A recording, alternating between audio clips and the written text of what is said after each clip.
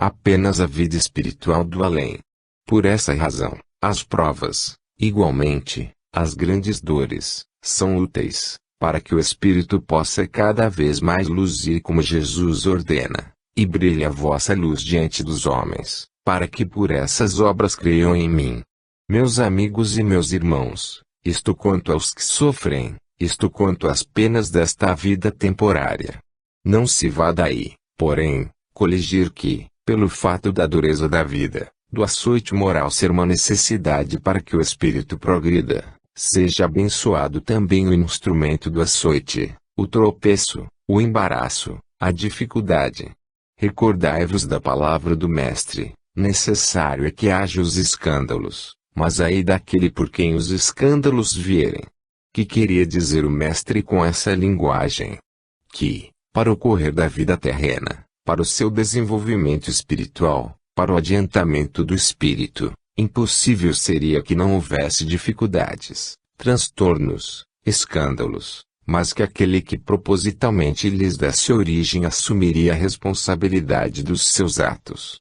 Cuidado, pois, meus caros amigos, para que não sejais vós quem dê escândalos à doutrina. Casas espíritas, há por toda parte, pregações evangélicas, diariamente se escuta, prática de espiritismo, vários homens a têm. Necessário é, agora, que, em todas as agremiações onde se pronuncie com respeito o nome do Divino Mestre, onde se tributa um culto de homenagem ao Criador, a disciplina, a ordem, o trabalho sensato, bem dividido, bem orientado, seja, na realidade, visível. E, para vencer dificuldades de certa ordem, necessário se faz que o crente espírita colabore com os seus irmãos do além, para poder beber inspirações que venham trazer ao homem a fidelidade da doutrina. Os guias estão sempre prontos para orientar a humanidade, mas o homem nem sempre está pronto para receber as intuições. Vamos, pois, meus amigos, amenizar quanto possível a vida terrena dos nossos irmãos, ajudando-os nos seus trabalhos, ajudando-os nas suas penas, fazendo o possível para cumprir os mandamentos de Deus, no que diz respeito à solidariedade de um para com o outro. Jesus disse que tudo quanto é feito na sombra não pode ser trazido à luz é indigno. Todos os crentes espíritas na condição de querer que os seus atos venham a lume, indistintamente, para serem julgados pela própria humanidade, já não direi pelo olhar divino, que perscruta até a sombra, estarão em condições de as suas razões, os seus motivos, a sua consciência, poderem ser abertos diante da humanidade, como as páginas de um bom livro. Cada um responda a si próprio. Um parecer, um conselho, uma opinião para o bem, não sejam as dificuldades da vida, que retenham a vossa fé, não seja a insensatez de muitos que vêm obscurecer a luz da vossa razão, não seja o amor pelo mundo que vos faça esquecer os preceitos do Mestre. E, como ele, repito, amai-vos, meus irmãos, uns aos outros, e dai, perante o público, o exemplo de verdadeiros cristãos espíritas, porque o olhar do mundo está sobre vós, tal seja a vossa conduta, tais serão os conceitos que o público tirará da doutrina espírita, porque o público não lê o livro espírita, mas a vossa vida. Deus vos guarde de pensar mal. Deus vos ensine a pensar bem entre os vossos irmãos, com carinho, com doçura, com amizade fraterna. Até. José Dácio. A vibração constante do olhar de Jesus. Meus amigos e meus irmãos, Deus vos conceda a sua santa paz. Dizer-vos a quanto chega, a quanto alcança a caridade de Deus para com os espíritos desencarnados não é possível fazer claramente, irá sempre além da vossa expectativa. O amor de Deus pelas criaturas excede a compreensão humana. O amor de Jesus pelos filhos que Deus lhe deu, na terra, é tão grande, tão imenso, que vós não podeis fazer uma ideia mínima, sequer, da sua intensidade, da sua excelsitude. Todo aquele que se sente amado dessa forma, com essa vibração, com essa dedicação, com essa verdade, É natural que tenha-se algum desejo bom de retribuir, de compensar de alguma sorte esse grande amor. É isso que se pede à criatura humana, é isso que eu venho pedir às minhas irmãs e os meus irmãos. É um pouco de amor para Jesus, um pouco da grandeza da sua alma para esse ser infinitamente bom, infinitamente doce, que envolve, do alto da sua glória, o seu olhar paterno sobre toda a humanidade. Meus amigos e meus irmãos, se vós chorais, Jesus chora convosco, se vós padeceis, o seu sentimento acompanha o vosso sofrimento, se vós tendes dores fortes a suportar, na terra, Jesus está pronto a vos amparar, para que essa dor possa cumprir o seu mandato, ao mesmo tempo, com a resistência passiva do vosso corpo, com a resistência moral do vosso espírito. Meus amigos, em todos os atos da vossa vida, o olhar de Jesus pousa sobre vós. Para vós, também, minhas queridas meninas, é preciso dizer estas mesmas palavras. Não é pelo fato de a criança ser débil ser quase uma insignificância, no dizer dos homens, na terra, que Jesus deixa de amá-la. Bem ao contrário disso, exatamente a criança Jesus ama com todo o desvelo do seu infinito amor. O olhar de Jesus, minhas meninas, pousa sobre vós. Quando sois amáveis, dóceis, obedientes, quando sois meigas, carinhosas, trabalhadoras, estudiosas, tendo pensamentos nobres, o olhar de Jesus se alegra, pousando sobre vós. Quando qualquer menina tem um sentimento dentro do seu coração menos caridoso para com a sua companheira, o olhar de Jesus pousa tristemente sobre essa menina. Guardai na mente estas palavras, para que fiquem indelevelmente marcadas no vosso interior. Jesus olha para todas vós. Se a vossa ação é digna, ele se alegra. Se, pelo contrário, a vossa ação é menos boa, neste caso, Jesus se entristece. Para vós, homens, para vós minhas queridas amigas, e a mesma palavra que tenho de repetir, o olhar do Mestre está sobre vós, olhando para as vossas ações, examinando o sentimento que as dita, que as inspira, compreendendo o desejo que tendes de praticar o bem, quando, muitas vezes, não podeis de todo fazê-lo. A vossa ânsia de beneficiar os enfermos, de aliviar o sofrimento de quem quer que seja, longe ou perto de vós, Jesus vê, o vosso gemido, a vossa súplica, Jesus escuta. Meus amigos e minhas irmãs, como podereis retribuir toda essa ternura de que o coração do Mestre é cheio? Desdobrando-vos em boa vontade no vosso trabalho. Muito de vós, meus amigos, tendes divórcio, no mundo, a noite e o dia, nada possuís, sentis mesmo que a vossa fraqueza é uma realidade. Ainda assim, meus amigos, sereis fortes se amardes o Mestre. Todo o trabalho espírita deve ser oferecido a Jesus. Que o mundo não entenda, que os companheiros sejam ingratos, que haja decepções, desilusões, que desabem as mais caras esperanças, os mais róseos sonhos que se desfolhem, mas que permaneça sempre o amor do Mestre. Pairando acima de toda contingência mundana, de qualquer eventualidade, o olhar do Mestre está sobre vós. Quanta coragem daquele que ama Jesus sofrer por ele, suportar as dores da vida pelo seu amor, suportar as fraquezas do próximo, porque ele também as suportou, perdoar aos seus amigos e inimigos, porque ele também perdoou, não repelir mal por mal, porque ele também não repeliu, enfim, viver, embora palidamente, como ele fortemente brilhou. Deus seja com todos vós, meus amigos, para que essa luz brilhante, que parte do amor do Divino Mestre, enche o coração das minhas queridas irmãs e dos meus muito amados irmãos, de forma que as suas ações, os seus gestos, os seus atos, sejam praticados pelo amor de Jesus. Teresa de Jesus. Fortaleza na fé. Glória seja dada a Deus, nas alturas, e paz concedida ao ser, na medida de toda a boa vontade. Meus amigos e meus irmãos, quem estuda Espiritismo, Quem procura assimilar as lições maravilhosas e profundas dessa doutrina incutida no espírito do homem, deve aperceber-se de que muito tem Deus revelado ao homem, e muito teria ainda a revelar, se o homem estivesse apto a poder receber tudo quanto de revelação há para ser transmitido.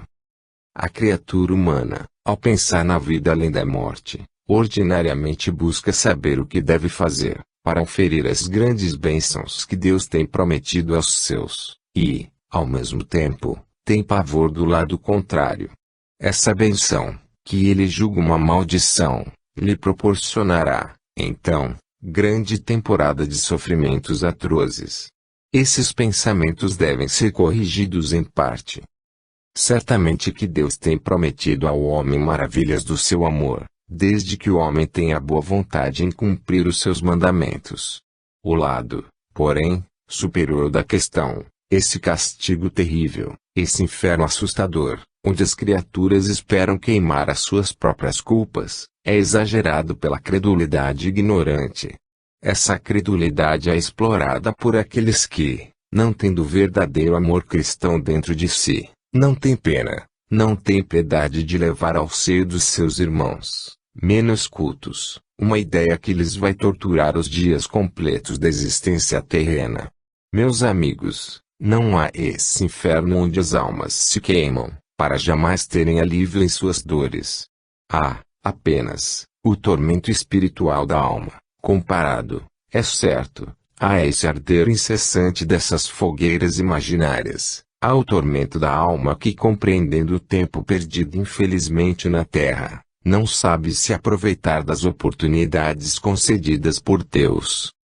O homem espírita nunca deve perder de vista que a sua pessoa está em foco perante a sociedade. Deve se lembrar em todos os atos, os minores de sua existência, que tem de dar um testemunho solene da sua fé perante os homens. Mas a criatura humana não tem em si o verdadeiro amor de Deus, não tem em seu coração o verdadeiro amor de Jesus, não tem em seu coração o verdadeiro desejo de viver em paz com o seu Deus. É assim, há preconceitos humanos de toda espécie. O homem sacrifica a vontade do seu Criador. Se lhe perguntarmos se ama a Deus, a resposta será, sobre todas as coisas. Se lhe perguntarmos se ama a Jesus, a resposta será, quem poderá deixar de amar o Cordeiro Imaculado do Senhor? Se lhe perguntarem, queres acompanhar os passos de Jesus? A resposta será, sem dúvida alguma. No entanto, quando a hora se aproxima, quando é hora de combate, quando é hora de uma posição definida, quando é hora de luta, os homens esquecem todos os propósitos firmes e saem do bem para enveredar pela linha sinuosa que comporta todas essas coisas, e continuam a dizer: amo Jesus, mas sou fraco, sou de carne, ainda não sou espírito, tão somente vivo na terra, sujeito a estas tentações. Meus amigos, é preciso que o homem espírita ponha um ponto final nessa conduta dúbia. É preciso que o homem espírita não se perca de confessar, diante dos homens e diante de Deus, a sua fé em Cristo. Jesus perguntou a Pedro: quem dizem os homens que eu sou? Quando a resposta lhe foi dada, perguntou-lhe: e vós quem dizeis que eu sou? Tu és o Cristo, Filho de Deus vivo. Pois bem, meus amigos, Pedro, aquele que vacilou, aquele que teve medo de se afundar na água, não obstante avistar o vulto sagrado do Mestre, em frente, aquele que o negou 3 vezes ao pé da lareira no cenáculo, este mesmo Pedro, morreu pelo amor do Cristo. E quando lhe foi dada a ordem de crucificação, ele disse: não nesta posição, porque assim foi o Mestre, mas ao contrário. Uma prova, um sinal de humildade.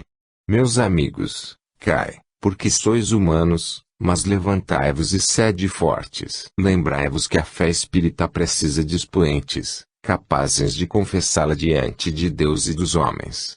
Sede fiéis à doutrina que professais. Sede amantes da verdade e da justiça, e tende caridade com os sofredores, piedade para os que padecem na alma e no corpo. Não sejais verdugos cruéis. Sede criaturas humanas, salvas pelo sangue de Jesus, Sede caridosos, perdoando as injúrias, porque se não perdoardes, não tereis o direito de exigir o perdão. Quem não sabe perdoar não merece, igualmente, que se lhe perdoe. Estudai a doutrina que é a salvação das vossas almas e vereis que tudo quanto ela mostra, tudo quanto ela aponta, tudo quanto ela exige, tudo quanto ela determina, está dentro dos mandamentos do Senhor Jesus. E quando o Espiritismo estiver contrário à fé em Cristo, tudo, menos abandonar Jesus. Porque a verdadeira ciência aproxima o homem de Deus e a falsa ciência aproxima o homem do pecado. Glória seja a Deus nas alturas, paz seja concedida na terra às criaturas de boa vontade. Sarto. De uma mãe para seu filho. Pois seja, se tem de ser assim. Deus seja louvado nesta casa. Esta demora, meus amigos, em falar, em transmitir meu pensamento, é porque o faço pela primeira vez. Tendo assistido toda a sessão, escapa à minha compreensão a razão pela qual o tenho no fim. Mas, obediente à vontade de quem me trata com tanto carinho, empurrando-me devagarinho para que eu viesse também falar, eu aceitei, não porque quisesse que vós aprendesseis alguma coisa de mim, não. Mas porque é preciso obedecer, eu obedeço.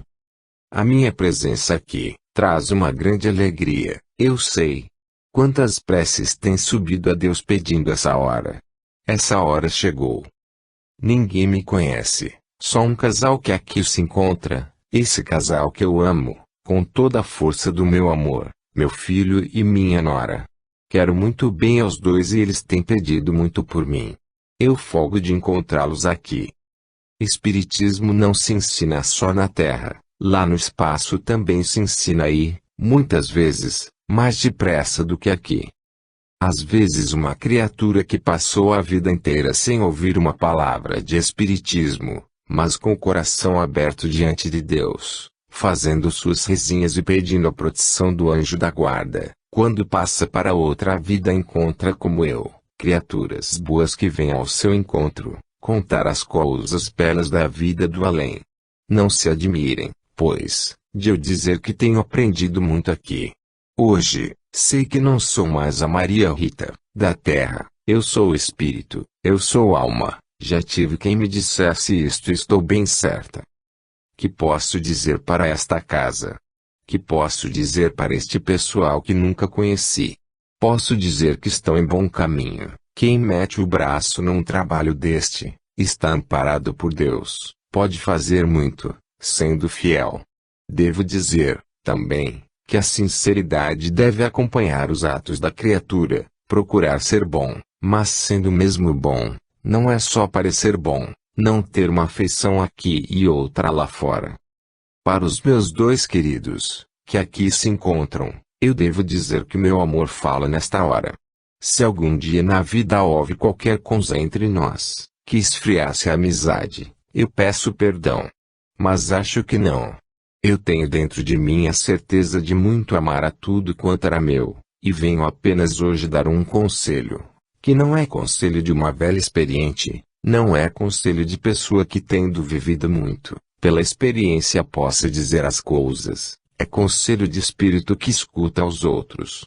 Lá, eu aprendi com eles que duas coisas para a vida espiritual são necessárias: fé em Deus, em Jesus, caridade para com os infelizes na terra.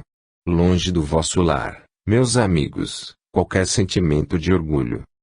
Hoje, eu assisti à sessão e vi o orgulho até onde leva. Se me toca, Deus que me perdoe, ensine-me a fazer melhor da outra vez. Devo dizer para os meus, para longe o orgulho. Meus amigos, para vós também, dinheiro, joias, fortuna, não vão lá para cima, não. Fica tudo aqui. O que vai lá para cima é um coração cheio de virtudes, o pensamento de caridade, o amor para com o próximo. Cuidado com o corpo físico, todo mundo deve ter. A tua saúde, às vezes vacila, sim, eu vejo tudo. Às vezes, andas meio assim. Mas Deus é que sabe. Isso há de passar. Tem cuidado, meu filho, é com o teu coração, O coração é a alma e pelo coração fala a alma. Deus te ponha no caminho da verdade, onde estás, e que dele não arredes um passo, e ponha a tua fé na altura em que ele deseja que ela esteja, e que te dispa por completo de tudo quanto for vanglórias do mundo.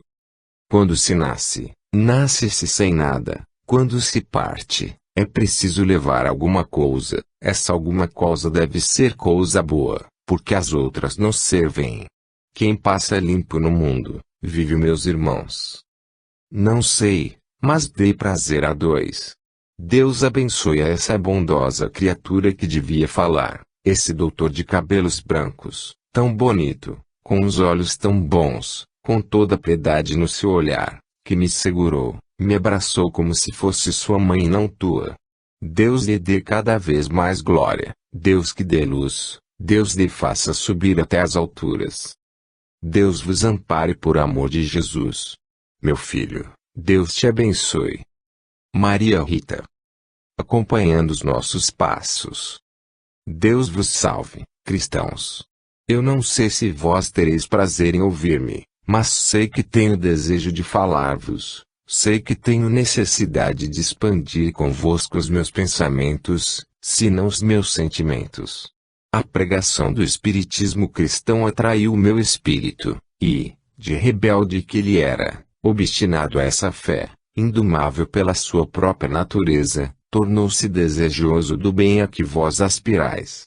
Eu desejei possuir a mesma crença que vós possuís, desejei ler as páginas do livro da vida como a vossa fé vos ensina a ler, comecei o meu estudo, e procurei encaminhar também esse pouco de crença que existe em minha alma pelos ensinamentos bebidos na doutrina que professais.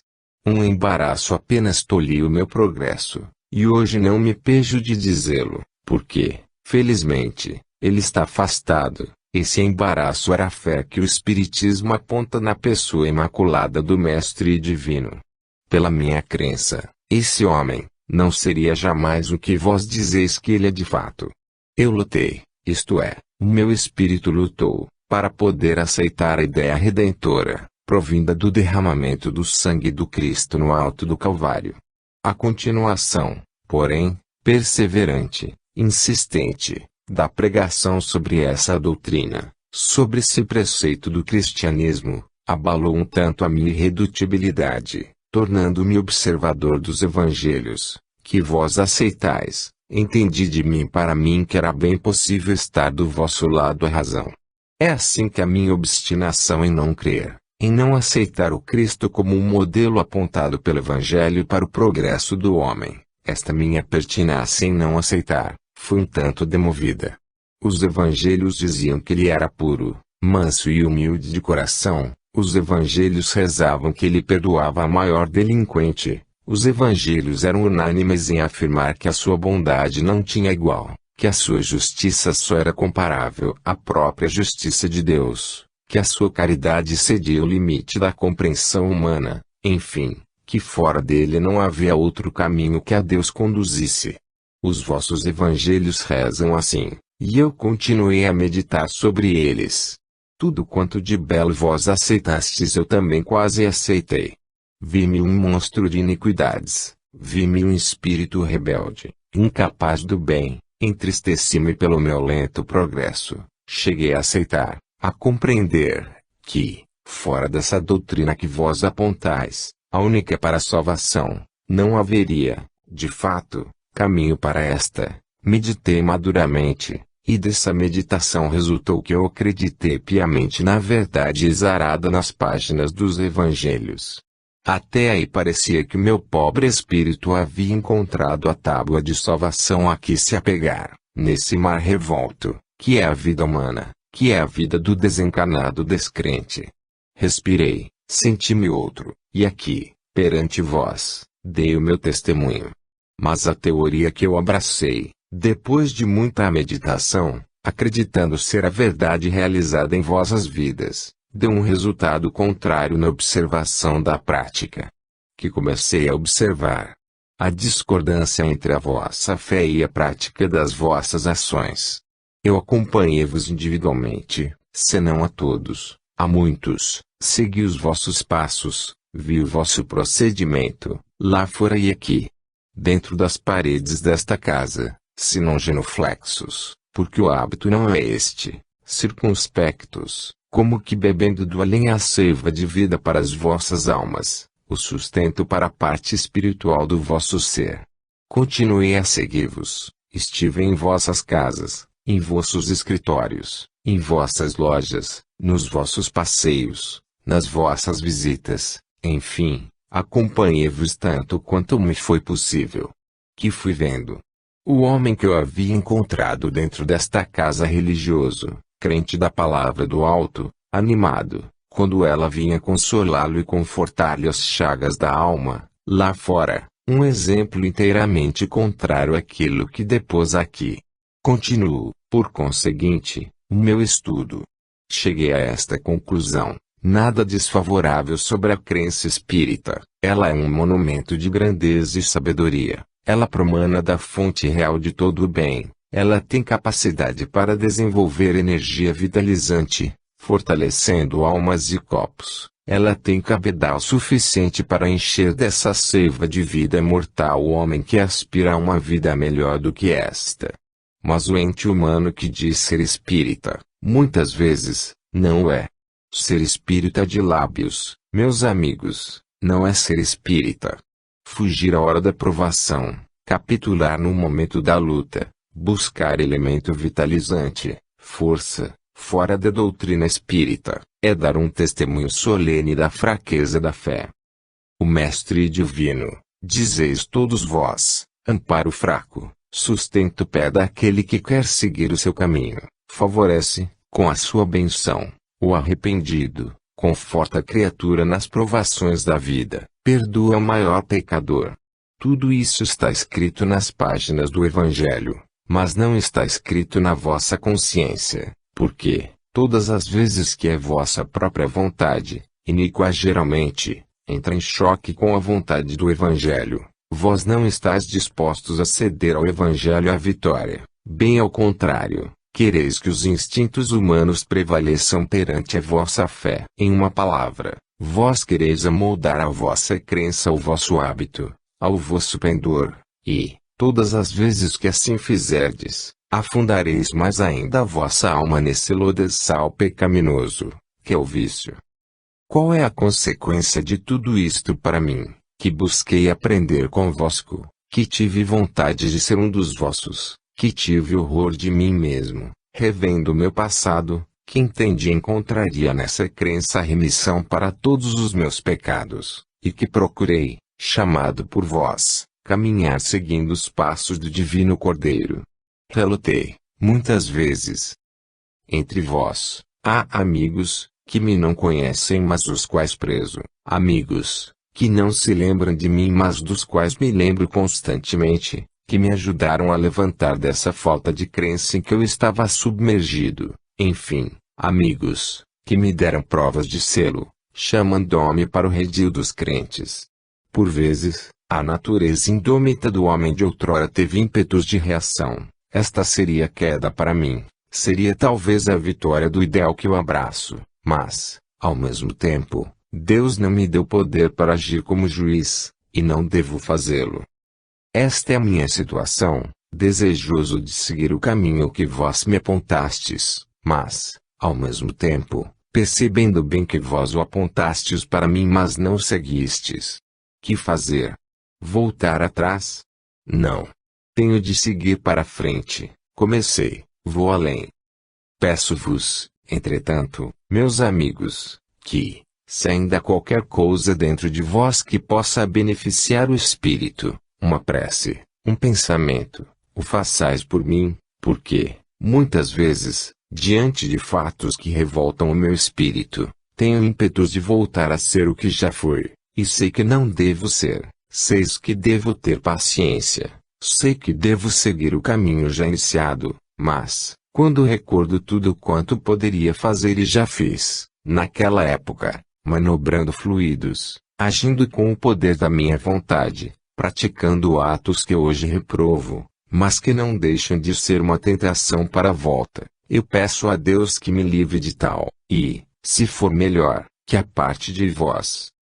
Meus amigos, não serei eu quem vos dê conselhos. Os conselhos dos guias baixam constantemente sobre vós, com outra linguagem, com a mansidão, com a doçura de que eles são portadores.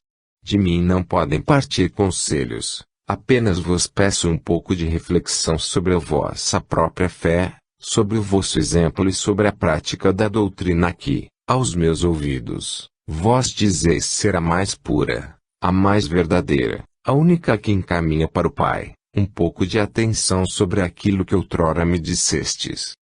Deus vos guarde. Abdu-Omid-Azar. As dores que se anunciam. A paz santíssima do Senhor penetre em vossos corações. Eu desejo-vos, nesse instante, meus irmãos, toda a tranquilidade de espírito que é possível desejar a uma alma crente.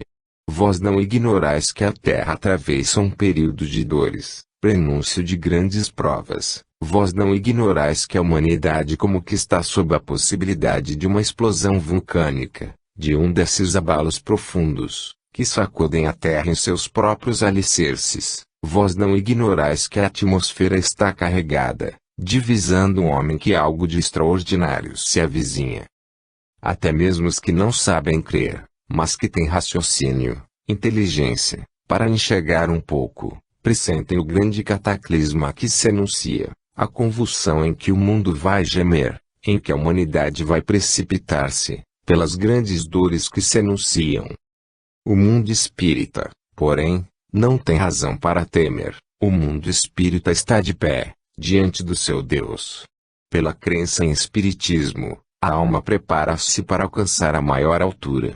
Enquanto os carnais, aqueles que vivem tão somente daquilo que a terra lhes pode dar, se satisfazem com essas aspirações, com essas ambições, que não podem ceder o limite de uma só vida, tremem, pelo que possa acontecer nesse espaço mínimo, que eles chamam a sua única existência. Os espíritas veem tudo quanto se anuncia o aviso de uma tempestade, mas sabem que, após a borrasca, surge a bonança. Espiritismo, meus amigos, veio preparar-vos para que compreendais estas coisas. A crença salvadora é aquela que prepara o homem efetivamente para enfrentar os acontecimentos inevitáveis. Tudo tem a sua utilidade. O raio, que corta o espaço e vai adiante aniquilar, talvez, uma vida, tem sua utilidade. As maiores desgraças, que o homem tem um fito determinado, tem um alvo que as dirige, colimam alguma coisa de nobre, de elevado. Deus não fez males. Para o homem, estas coisas já têm o nome de desgraças e males.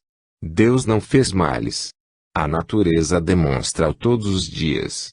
Aquilo que se supõe um grande mal é, muitas vezes, na mão da providência, um meio para a realização de um grande bem. Vós, por conseguinte, que conheceis o Evangelho e sabeis os avisos que lá estão escritos em forma de profecias, não deveis estranhar o curso que os acontecimentos estão tomando. Que a vossa expectativa, longe de vos fazer temer esse dia obscuro, que se anuncia, vá além dessa sombra, para enxergar o nascente do sol que despontará após ela. Não há poente sem nascente, dizeis vós, não há nascente sem poente. Mas isto são coisas que se sucedem. Nascente, para vós, é a vida do homem, e o poente, para vós, significa a morte. Para nós, é diferente. O nascente é o aparecer do outro lado da vida, o poente é o penetrar na penumbra deste mundo.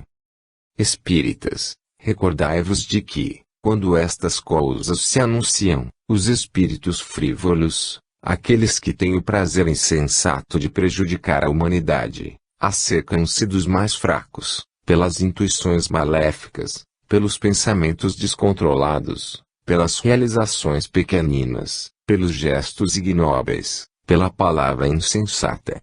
Tudo isto, para quê? Para baralhar a vida do homem de tal sorte que ele não possa permanecer de pé na ocasião necessária. Mas vós tendes uma fé que ultrapassa esta vida e atinge a vida do além. Meus amigos, sem vos preocupardes com a mesquinhez da vida, com o despontar do além, preparai os vossos espíritos. Tomai este conselho, deixar as coisas comezinhas da terra e preparai-vos para o grande dia. Deus, em sua alta sabedoria, está olhando para o mundo, para encaminhá-lo pelos trâmites traçados pelo Mestre, para a verdadeira felicidade. Preparai-vos, meus amigos, preparai-vos, e fazei a maior soma de bem que puderdes, e, sobretudo, amai os vossos semelhantes, amai-os, para fazer-lhes todo o bem possível para encaminhá-los na senda do bem, e tende preocupações sérias nos vossos espíritos. Pensai no que é bom, no que é reto, elevado, nobre, justo e digno, e afastai o pensamento das coisas que atrasam, que atrapalham a vida dos outros, que perturbam a paz, muitas vezes, doméstica. Voltai-vos para Jesus.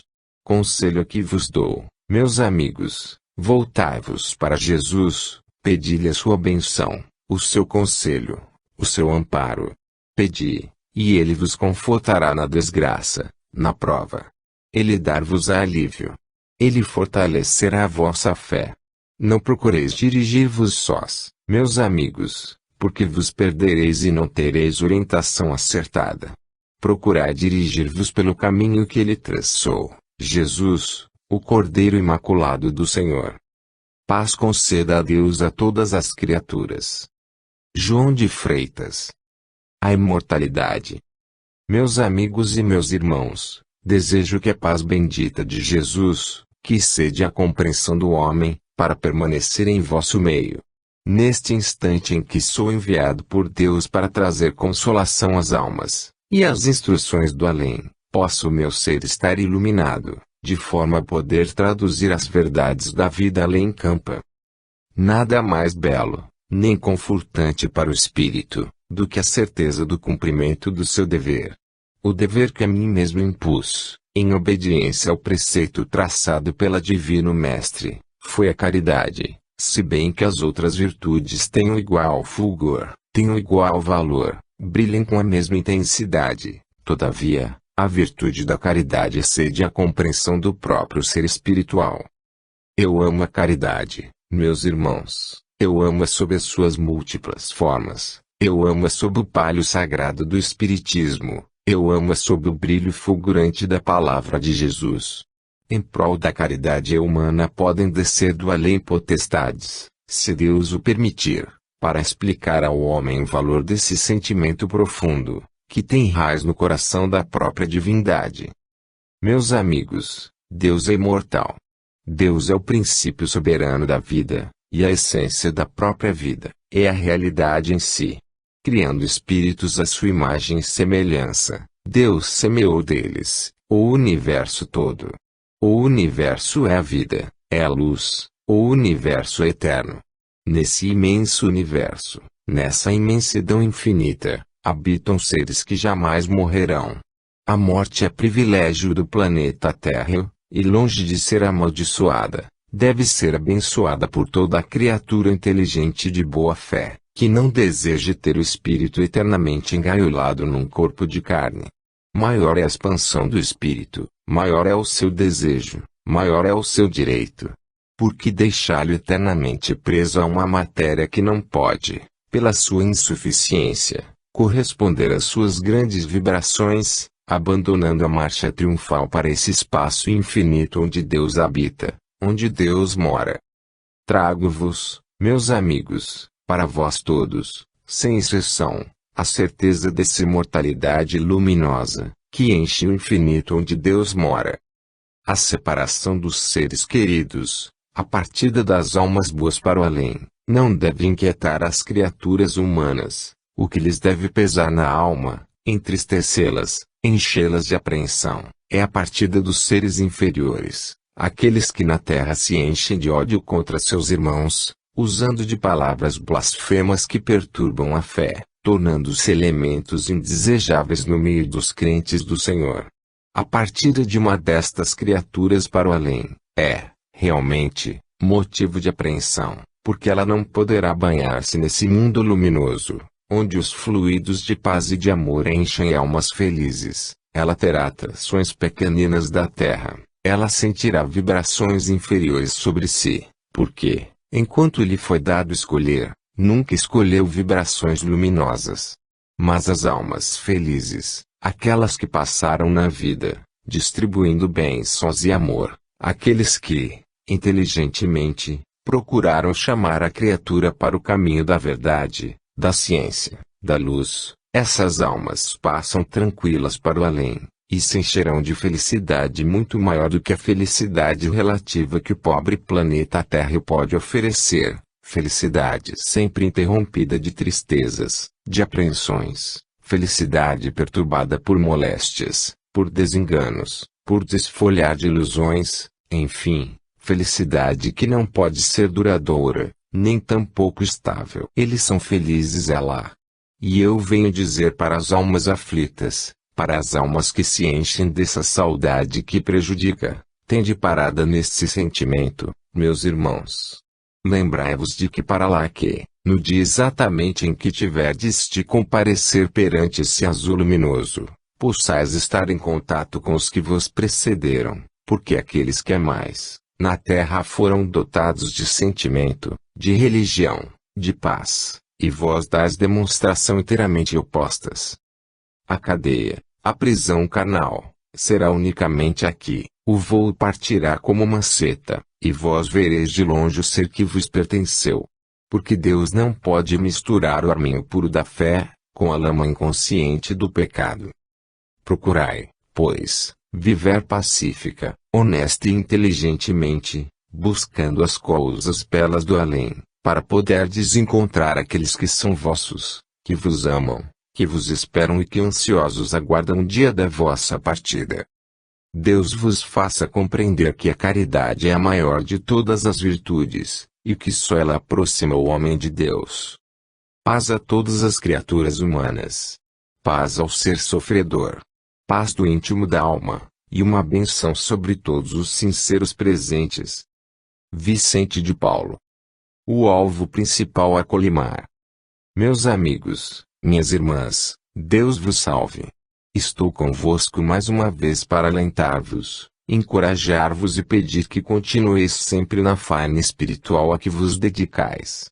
Meus amigos, quando uma intermitência se faz no curso dos vossos trabalhos, ou por fraqueza de ânimo, ou por motivo imprevisto que surge na frente de cada um, pudesse eu imediatamente desviar esse tropeço, solucionar esse motivo, e o trabalho continuaria em sua pujança. Tendes entre mãos, meus amigos, obra que não pode perecer. Essa palavra não é somente minha, mas é a afirmativa constante de espíritos bem mais elevados do que o meu. Tendes entre mãos, trabalho que exige de vós a máxima atenção, o maior devotamento, a maior circunspecção, e, ao mesmo tempo, o mais doce carinho. Vejo, porém, com tristeza, que, não obstante todas as observações vindas daqueles que podem falar com autoridade, vós procurais sempre emaranhar as vossas vidas por tal forma que, negócios que necessitam de força, quase ficam desfalecidos, abandonados, porque os vossos espíritos pairam longe das suas responsabilidades.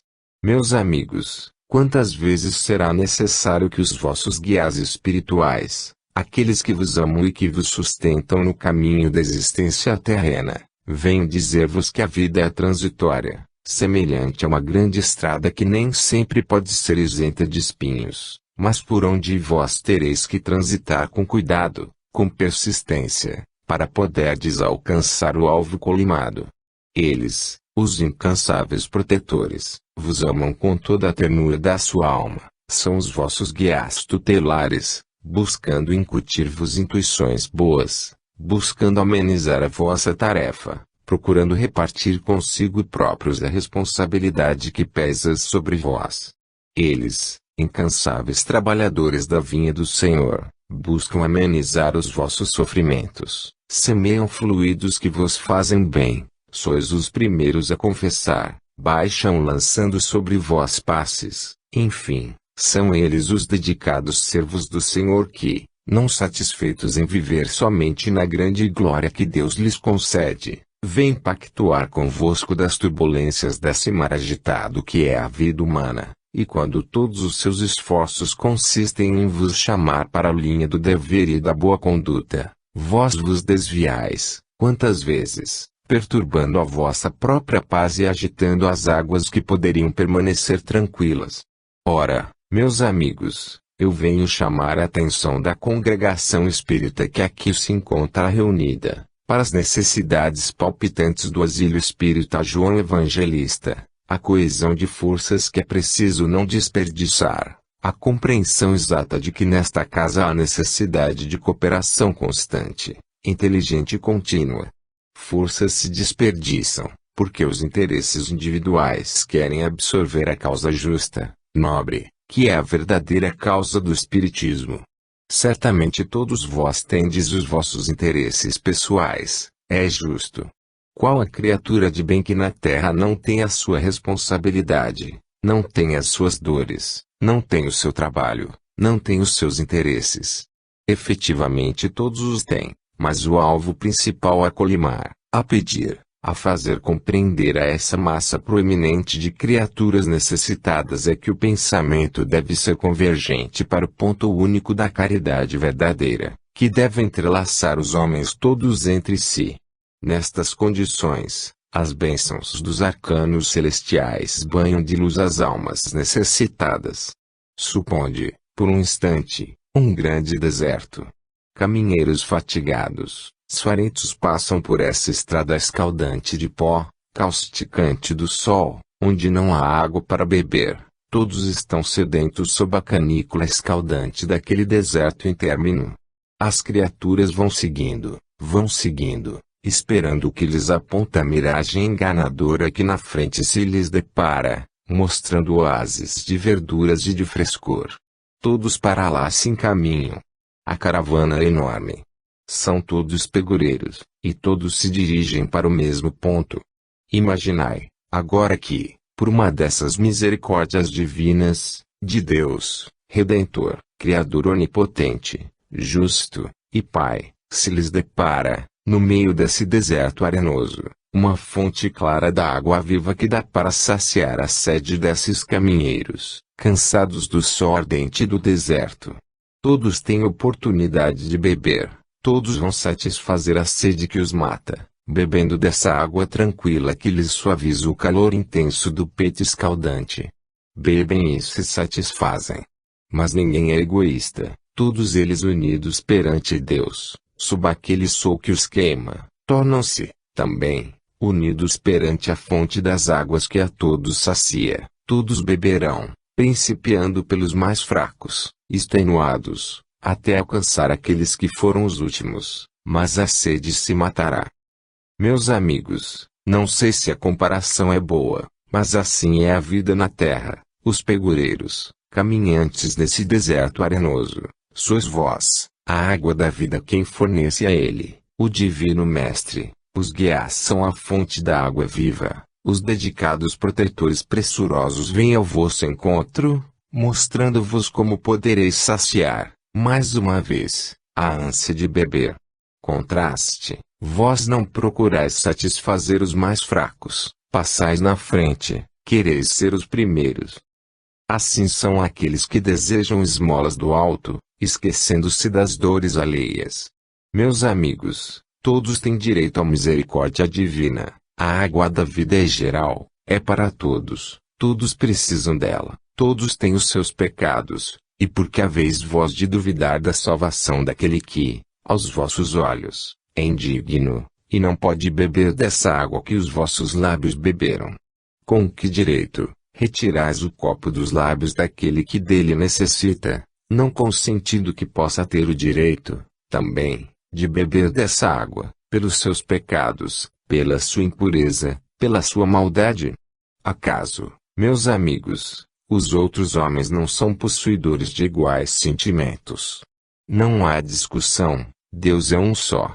Deus é Pai de todos os homens.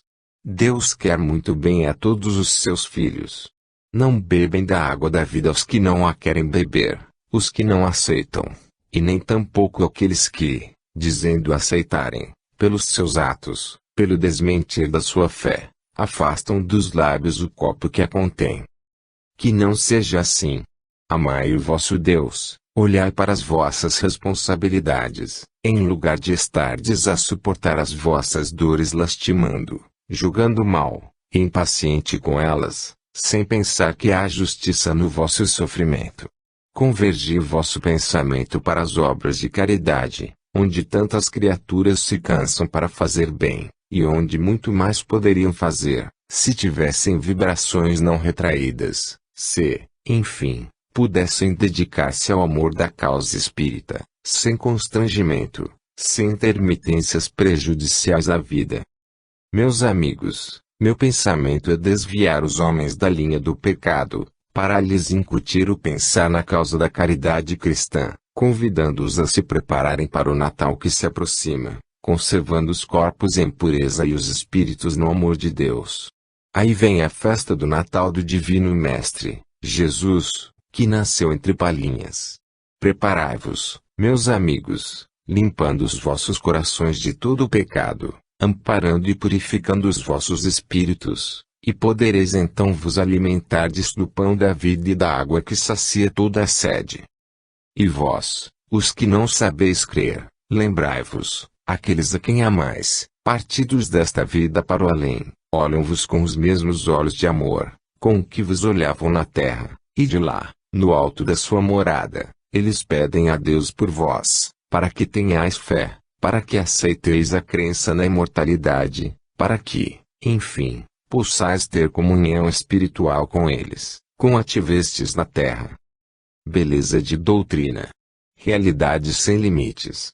Meus amigos, tende fé, corrigi as vossas faltas, limpai-vos das vossas impurezas e pedi, então, a clemência de Deus sobre vós. Mas pedir clemência, pedir misericórdia, como a alma cheia de fel, é pedir em vão. Deus vos guarde a todos. Deus proteja aqueles a quem a sua misericórdia guardou há bem pouco tempo, aqueles que podem dar graças porque lhes foi poupada a vida no momento em que poderia ter sido precipitada no abismo, aqueles que escaparam, porque a misericórdia de Deus assim o quis. É esse Deus bondoso, Pai de infinita misericórdia, que livrou e afastou a desgraça tão próxima, eu louvo e agradeço, pondo ao seu serviço a fraqueza do meu ser, a incapacidade do meu espírito, o grande amor que enche a minha alma. Deus seja louvado. Irene. Aprendamos nesta experiência. Meus amigos e meus prezados irmãos, eis-me em vossa presença, para comungar convosco na mesma taça de amor cristão em que comungam os espíritos, neste instante, nesta hora de recolhimento e prece, eis-me entre vós, meus caros irmãos, trazendo-me um interesse de ordem superior, trazendo-me a vossa presença uma recordação, um exemplo vivo, que deve, no momento, estar diante dos vossos olhos, para que vos possais fortificar, fortalecer na fé que existe em Jesus. Meus amigos, não há muito tempo vivi em vosso meio, ocupando o lugar em que Deus me pôs, não olhando para a insignificância do meu ser. A bondade do Altíssimo elevou-me à posição em que a minha fraqueza se sentiu amparada pela fé. Como homem, em vosso meio, nunca tive o pensamento de molestar a quem quer que fosse. Procurei inspirar todos os meus atos no sentimento da justiça verdadeira, da caridade, que ampara, do amor, que protege. Vivi, confessando a Deus a minha insignificância de homem e pedindo a Deus proteção, o seu auxílio, para que a minha tarefa fosse menos pesada, melhor compreendida, e executada de acordo com a sua santíssima vontade. Amei a minha pátria, amei este Brasil, amei as criaturas brasileiras, amei o meu torrão, a própria terra brasileira amei de toda a minha alma, seu progresso desejei, e, se me houvessem dito, se houvessem falado para mim que a minha velhice já não seria útil a esse país, que necessitava de homens novos, adiantados e fortes, para o elevarem até a altura em que ele merece ser elevado, então eu teria me afastado, recebendo a ordem com doçura, recebendo-a pelo bem do país.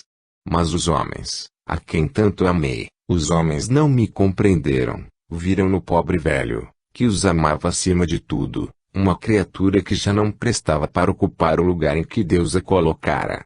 E foi como um miserável criminoso, um réprobo, uma criatura indesejável, que eu fui levado para fora desse país, que eu adorava de toda a minha alma, e transportado para o exílio, onde terminei os meus dias terrenos.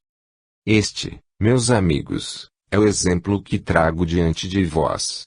Pensais que, separado do meu Brasil, por isso, o amei menos.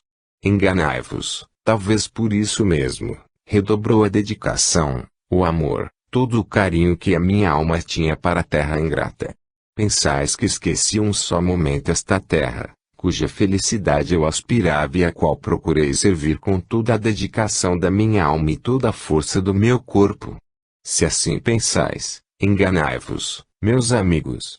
Noites e noites consecutivas, a fio, rolavam-me as lágrimas pelas faces depauperadas, suplicando a Deus que não fosse esse pecado tão negro da ingratidão que fizesse o Brasil padecer a menor dor, o menor sofrimento, bem ao contrário, que a misericórdia divina se estendesse sobre ele, em toda a sua plenitude, guardando de todo mal, fazendo-o progredir entre todas as nações, fadado, como era, para as grandes conquistas, fadado para os grandes voos do pensamento, ainda que eu estilasse até sucumbir, amando sempre a abençoada terra brasileira.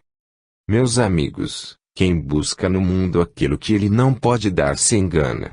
É preciso trabalhar, esperando a recompensa de lá, recompensa que é uma aspiração, que não é uma condição para o trabalho, mas um alívio de todo o peso. Trabalhar para a terra, esperando que ela retribua o amor com que nós amamos, é pensar mal, meus amigos.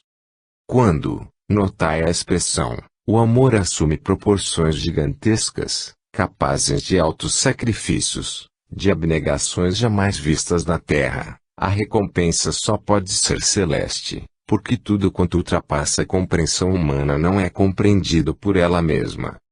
O homem nasceu para compreender as coisas terrenas, mas não para alcançar as coisas transcendentais do espírito, é a minha experiência.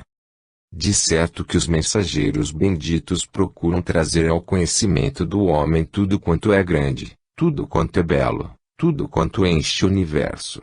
Incessantemente eles vêm trazer esses ensinamentos profundos e evangélicos, esperando que as criaturas os assimilem. Mas é cedo para tal. A terra só dá isso mesmo, desgostos, profanações, torturas da alma, todos eles necessários para a purificação do espírito.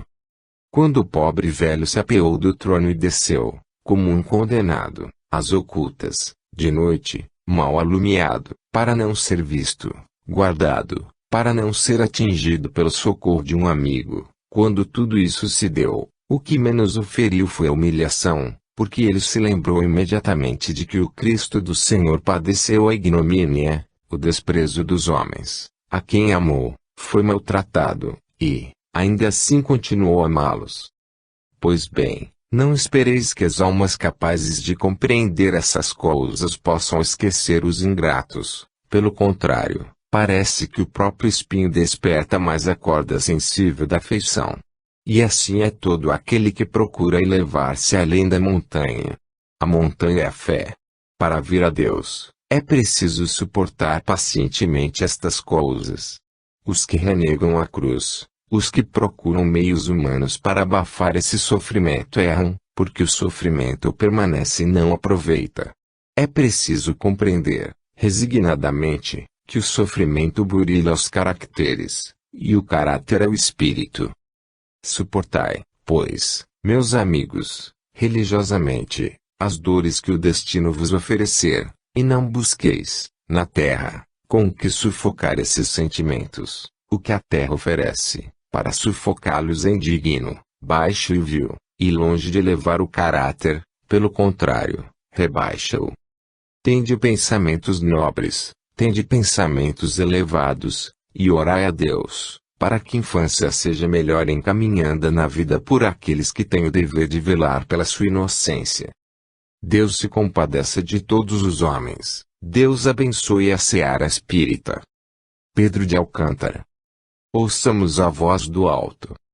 Meus amigos e meus irmãos, paz. Venho falar às crianças, venho falar às meninas, a quem tenho dado demonstrações de afeto real, afeto que não perece. Não sei se vós gostais de conselhos, não sei